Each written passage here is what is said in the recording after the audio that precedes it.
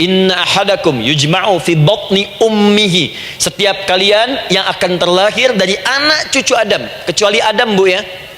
Ingat, kecuali Adam, kecuali Hawa, karena ini asal mula manusia keduanya. Tapi keturunan Adam dan Hawa akan mengalami proses yang sama. Dikandung dulu ibundanya, kemudian terlahir. Adam tidak dikandung, ingat, Adam tidak ada bapak, Adam tidak ada ibu. Langsung diciptakan wujudnya oleh Allah Subhanahu wa taala dari bahan dasar yang sama dengan manusia. Ya, karena itu saya pernah ditanya, pernah berdialog, ya, Ustaz, ini spesial Nabi Isa ini. Ya, spesial, Yesus Al-Masih, Nabi Isa spesial. Karena itu diangkat sebagai Tuhan. Apa yang spesial? Kata beliau, karena ini bisa menghidupkan yang mati. Yang kedua, ini lahirnya beda dengan orang biasa. Bagaimana lahirnya? Tanpa bapak. Ibu saja tanpa bapak. Mana ada manusia yang lain seperti ini? Saya bilang, Adam lebih spesial lagi. Lahir tanpa ibu, tanpa bapak. Kenapa nggak jadi Tuhan? Tapi kan Adam nggak bisa menghidupkan yang mati. Dengan izin Allah, maaf, Nabi Ibrahim lebih canggih lagi. Buka Quran surah kedua ayat 260, paling kiri sebelah atas. Wa idz qala Ibrahim rabbi arini kaifa tuhyil mauta qala awalam tu'min qala bala walakin inna qalbi. Ketika Ibrahim bermohon kepada Rabbnya, ya Allah, tolong tunjukkan kepadaku bagaimana cara menghidupkan yang mati. Kata Allah, kamu masih nggak yakin? Kata Ibrahim, saya yakin, saya yakin-yakinnya, cuma supaya hati saya tenang membuktikan kepada yang lain tentang kuasamu. Kata Allah, gampang. Lalu Allah berikan kemudian satu ketentuan sama persis dengan Nabi Isa, cuman prosesnya lebih canggih. Kalau Nabi Isa tepuk mayatnya, bangun, bicara. Nabi Ibrahim kata Allah, nih ambil burung, potong-potong dulu, dicincang dulu. Sudah dicincang, kemudian mayatnya disimpan, jasadnya di tempat bukit yang berbeda. Kalau sekarang potong burung, simpan di bukit satu, jasad yang kedua simpan di bukit B. Kepalanya simpan di bukit A, ekornya simpan di bukit B, badannya simpan di bukit C. Panggil dengan nama Allah. Tsummad'uhunna ya'tinaka sa'ya. Panggil bismillah dengan nama Allah, hidup, hidup. Sama persis dengan Nabi Isa. Dengan nama Allah biiznillah, hidup, hidup. Nabi Ibrahim biiznillah, dengan nama Allah, hidup, hidup. Menyatu semuanya jadi satu. Psst. Kalau Nabi Isa kemudian ada yang menduga sebagai Tuhan, kenapa Nabi Ibrahim tidak angkat jadi Tuhan? Paham ya? Nah, ini menunjukkan bahwa ada pola pemikiran yang harus dikembalikan supaya benar cara memahaminya. Jelas sampai sini? Perhatikan sini.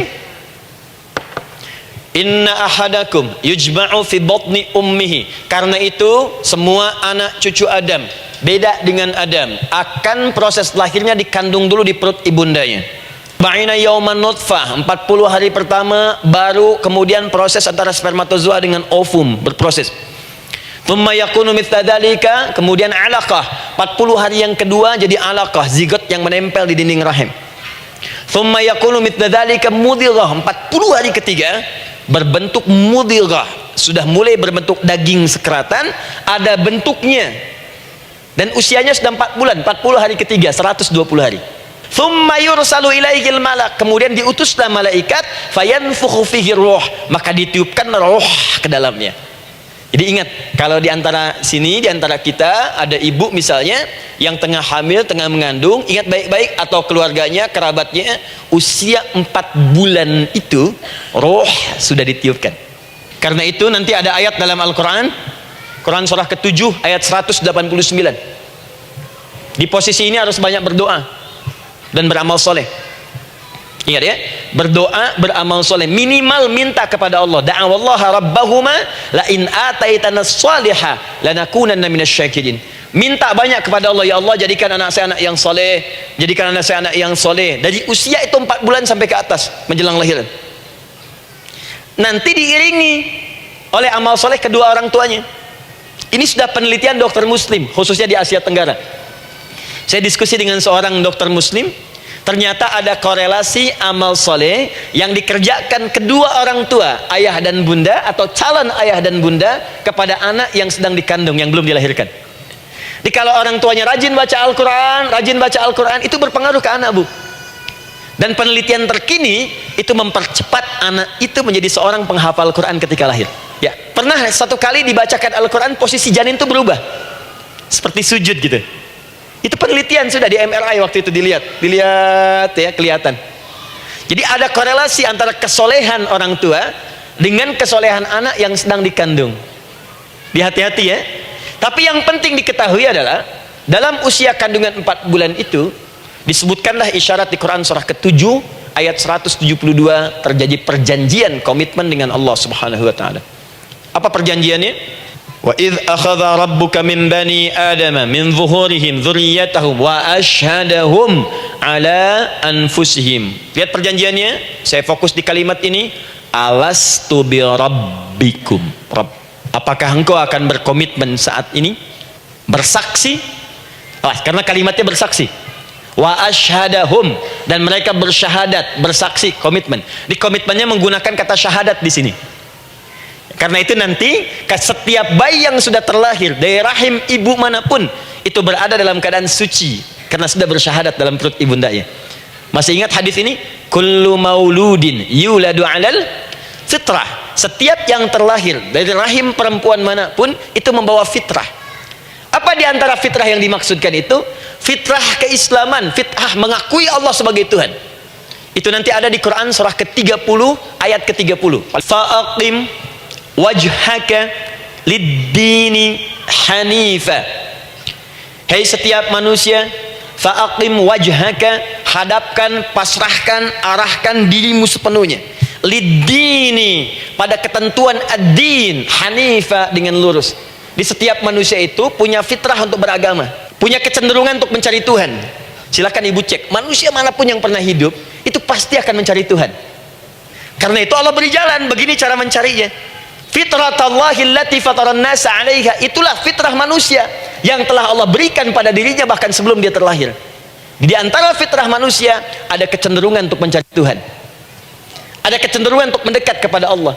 Bahasa Qur'annya din, lid-dini hanifa. Apa itu din? Itulah Islam. Quran surah ke-3 ayat 19, innad dina indallahil Islam. Karena itu silakan cek, semua orang itu pasti akan mencari Tuhan. Ada yang melihat kayaknya ada di hewan, kayaknya ada di pohon, kayaknya ada di alam, kayaknya ada di patung, kayaknya ada di, mencari dia. Terus Allah beri jalan. Kalau kamu ingin mencari yang benar, din yang dimaksud Islam, diberikanlah tuntunan dalam Islam. Karena itulah kemudian setiap bayi yang terlahir itu disebut oleh Nabi dia suci, dia bersih karena telah membawa risalah Islam dalam dirinya. Hanya sayang nanti fa'abawahu yuhawwidanihi au yunassaranihi au yumajjisanihi, lingkungan nanti akan merubah dia keluar dari fitrahnya. Bisa dipengaruhi, tiba-tiba berubah misalnya keyakinan, bisa karena kejadian tertentu dia jauh dari Allah Subhanahu wa taala. Dia muslim, cuman karena kondisi tertentu, pekerjaan menjauhkan dia dari Allah, lupa sholat. Telenovela menjauhkan dia dari Al-Quran. WhatsApp, Facebook, media sosial melupakan dia dari ibadah. Jadi yang pertama, dalam perjanjian 4 bulan ini, pertama ada komitmen bersyahadat menuhankan Allah. Tapi yang kedua, ini yang dahsyat. Perhatikan kalimatnya, fokus.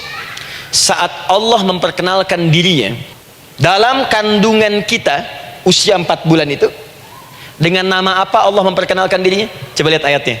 Alastu bi rabbikum, dengan nama Rabb, Rabb. Wa idz akhadha rabbuka, Rabb, min bani adama dzurriyyatahum, awas, wa asyhadahum ala anfusihim, alastu bi rabbikum, dengan nama Rabb. Kata Rabb ini itu berasal dari kata ar-rububiyah yang berarti sifat merawat, memberikan semua kebutuhan, menyayangi, memaafkan, mengampuni. Semua hal yang terkait dengan perhatian ada pada kalimat Rabb. Nah, seakan-akan Allah ingin berkata begini, hei, engkau buat perjanjian dengan saya sekarang. Engkau bersaksi, saya sebagai Tuhan, siap bersaksi, menuhankan saya. Nanti ketika kamu lahir, apapun yang kamu butuhkan dalam kehidupan, aku akan berikan. Kamu akan saya rawat, kalau sakit, kamu saya sembuhkan. Minta sesuatu yang kamu butuhkan, saya akan berikan. Kamu butuh sesuatu, saya akan hadir. Kamu salah minta maaf, saya maafkan. Kamu dosa minta ampun istighfar, saya ampuni. Kamu ingin sesuatu yang lebih baik, saya berikan. Pokoknya semua yang kamu inginkan selama engkau butuhkan itu baik, aku berikan. Karena itu, perhatikan, setiap kita kemudian, ibu sekalian, datang terlahir ke bumi,